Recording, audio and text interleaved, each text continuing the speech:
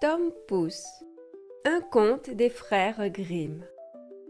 Un pauvre laboureur, assis un soir au coin de son feu, dit à sa femme, qui filait à côté de lui: « Quel grand chagrin pour nous de ne pas avoir d'enfants!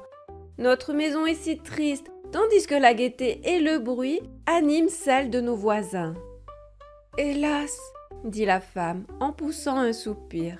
« Quand nous n'en aurions qu'un gros comme le pouce, je m'en contenterais et nous l'aimerions de tout notre cœur. » Sur ces entrefaites, la femme devint souffrante et mit au monde, au bout de 7 mois, un enfant bien conformé dans tous ses membres, mais n'ayant qu'un pouce de haut. Ils dirent: « Il est tel que nous l'avons souhaité, et nous ne l'en aimerons pas moins de tout notre cœur. » Ils l'appelèrent Tom Pouce à cause de sa taille. Ils ne le laissaient manquer de rien. Cependant, l'enfant ne grandit pas et conserva toujours sa petite taille. Il avait les yeux vifs, la physionomie intelligente et se montra bientôt avisé et adroit, de sorte que tout ce qu'il entreprit lui réussit. Le paysan s'apprêtait un jour à aller abattre du bois dans la forêt, et il se disait à lui-même: « Oh, si j'avais quelqu'un qui voulût conduire ma charrette !»« Père !» s'écria Tom Pouce, « je la conduirai bien, vous pouvez vous reposer sur moi, elle arrivera dans le bois à temps. » L'homme se mit à rire. « Comment cela est-il possible ?» dit-il. « Tu es beaucoup trop petit pour conduire le cheval par la bride. »« Ce n'est rien, si maman veut atteler, je m'installerai dans l'oreille du cheval et je lui crierai où il faudra qu'il aille. »« Allez, eh bien, » dit le père, « nous allons essayer. » La mère attela et installa Tom Pouce dans l'oreille du cheval. Le petit homme lui cria le chemin qu'il fallait prendre. « Dia! Dia !» Et le cheval marcha ainsi, comme s'il eût été guidé par un véritable charretier. La charrette arriva dans le bois par la bonne route. Au moment où la voiture tournait au coin d'une haie, tandis que le petit criait « Dia! Dia !» 2 étrangers vinrent à passer. « Voilà !» s'écria l'un d'eux. « Une charrette qui marche sans que l'on voie le charretier. Et cependant, on entend sa voix. »« C'est étrange en effet, » dit l'autre. « Suivons-la et voyons où elle s'arrêtera. » Elle suivit sa route et s'arrêta juste à l'endroit où se trouvait le bois abattu. Quand Tom Pouce aperçut son père, il lui cria: « Vois-tu, père, me voilà avec la voiture.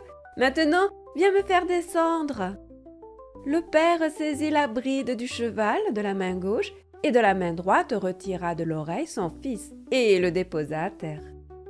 Celui-ci s'assit joyeusement sur un fétu. En voyant Tom Pouce, les 2 étrangers ne surent que dire dans leur étonnement. L'un d'eux prit l'autre à part et lui dit: « Écoute, ce petit être ferait notre fortune si nous l'exhibions pour de l'argent dans une grande ville.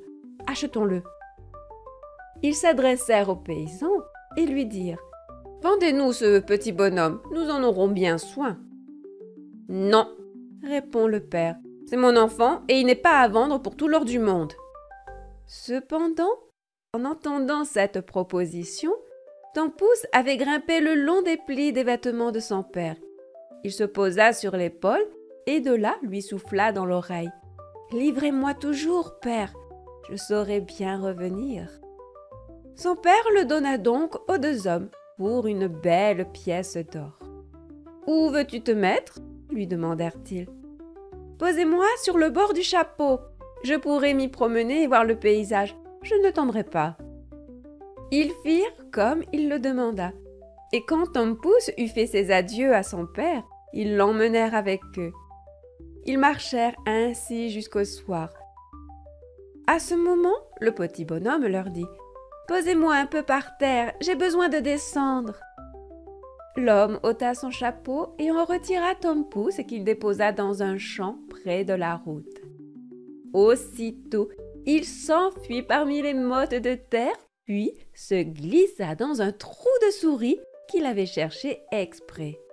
« Bonsoir, mes amis, rentrez sans moi !»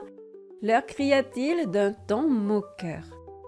Ils voulurent le rattraper et fourragèrent avec des baguettes le trou de souris. Peine perdue. Tom Pouce s'y enfonça toujours plus avant, et comme la nuit était venue tout à fait, il dut rentrer chez eux en colère et les mains vides. Quand il fut reparti, Tom Pouce sortit de sa cachette souterraine.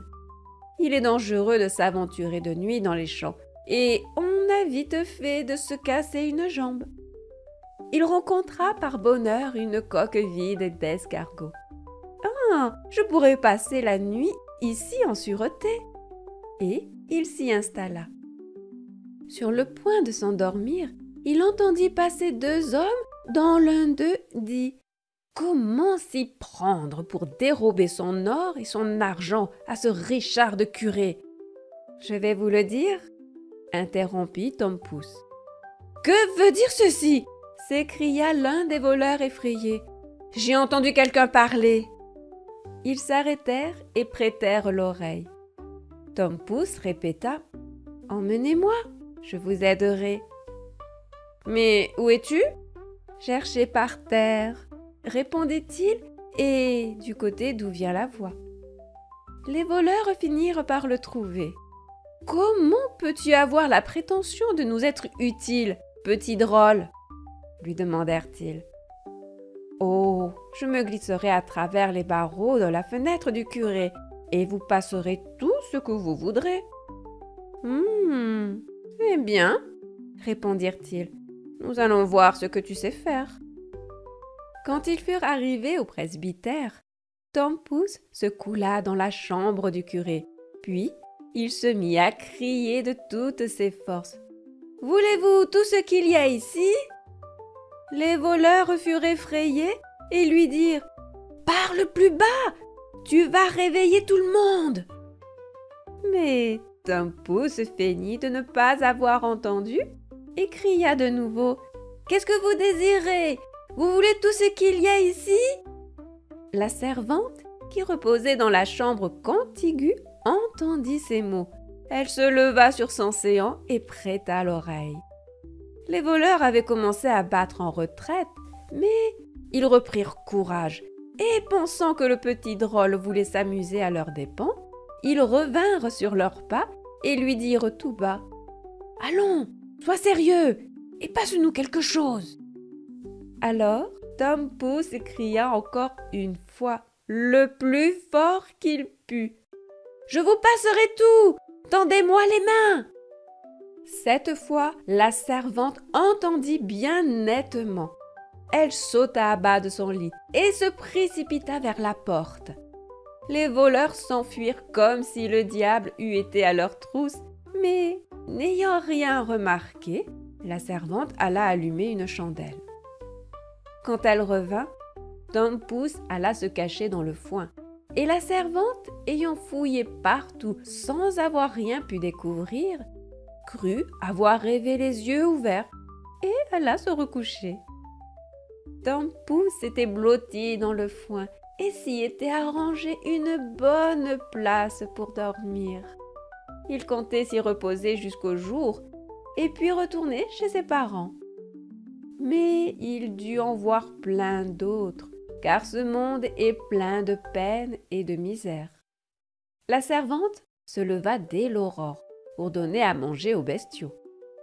Sa première visite fut pour la grange, où elle prit une brassée du foin là où se trouvait précisément endormi le pauvre Tom.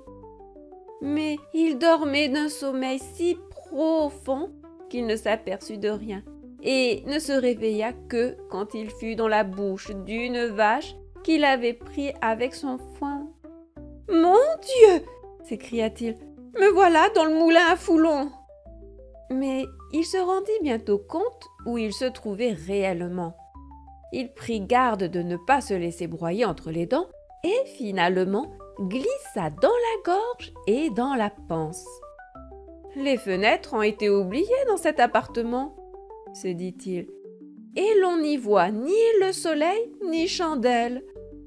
Ce séjour lui déplut beaucoup, et ce qui aggravait encore la situation, c'est qu'il arrivait toujours du nouveau foin et que l'espace qu'il occupait devenait de plus en plus étroit. Il se mit à crier le plus haut qu'il put. « Ne m'envoyez plus de fourrage! Ne m'envoyez plus de fourrage !» La servante, à ce moment, était justement en train de traire la vache.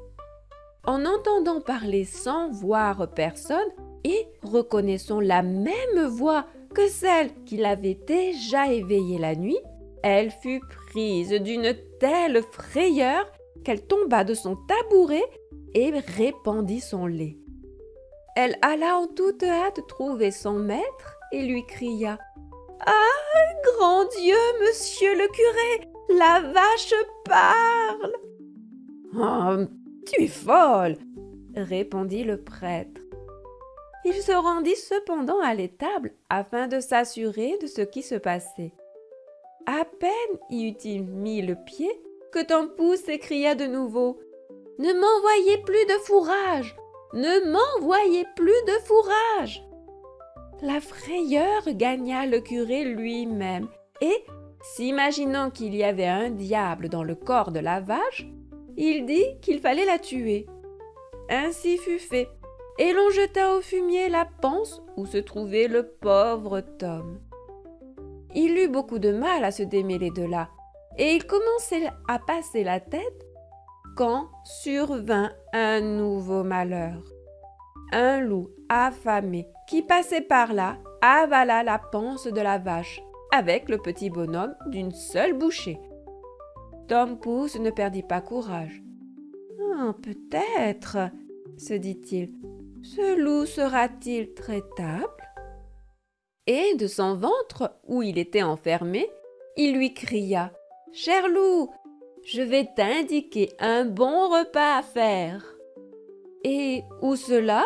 dit le loup. « Dans telle et telle maison.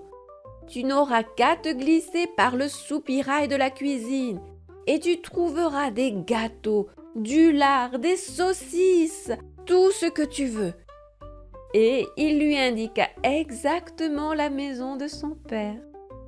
Le loup ne se le fit pas dire 2 fois.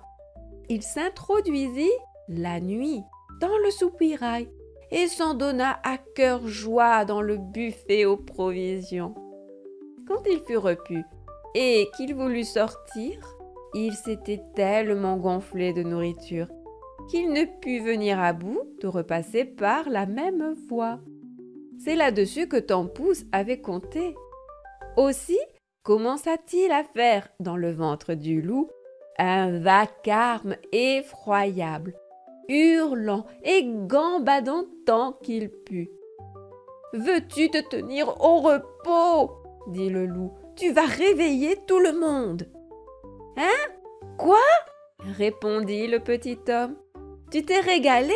Je veux m'amuser aussi, moi. » Et il recommença son tapage. Il finit par éveiller son père et sa mère qui se mirent à regarder dans la cuisine par la serrure. Quand ils virent le loup, ils coururent s'armer, l'homme d'une hache, la femme d'une faux. « Reste derrière, » dit l'homme à la femme au moment d'entrer. « Je vais lui asséner un coup avec ma hache, et s'il n'en meurt pas d'un coup, tu lui couperas le ventre. » Tom-Pouce, qui entendit la voix de son père, lui cria « Cher père, c'est moi, je suis dans le ventre du loup. »« Notre cher enfant nous est rendu !» s'écria le père plein de joie. Et il ordonna à sa femme de mettre la faux de côté afin de ne pas blesser Tom-Pouce. Puis il leva sa hache et en porta un coup au loup qui l'étendit mort. Il lui ouvrit ensuite le ventre avec des ciseaux et un couteau et en tira le petit homme. « Ah !» dit le père, « que nous avons été inquiets sur ton sort. »« Oui, père, j'ai beaucoup couru le monde, Heureusement que je puis enfin reprendre l'air frais. Où as-tu donc été? Ah, père, j'ai été dans un trou de souris, dans la panse d'une vache et dans le ventre d'un loup. Mais maintenant, je veux rester avec vous. Nous te vendrons plus pour tout l'or du monde, dirent les parents en l'embrassant et en le serrant contre leur cœur. Ils lui donnèrent à manger et à boire, et lui firent confectionner d'autres vêtements, car les siens avaient été gâtés pendant le voyage.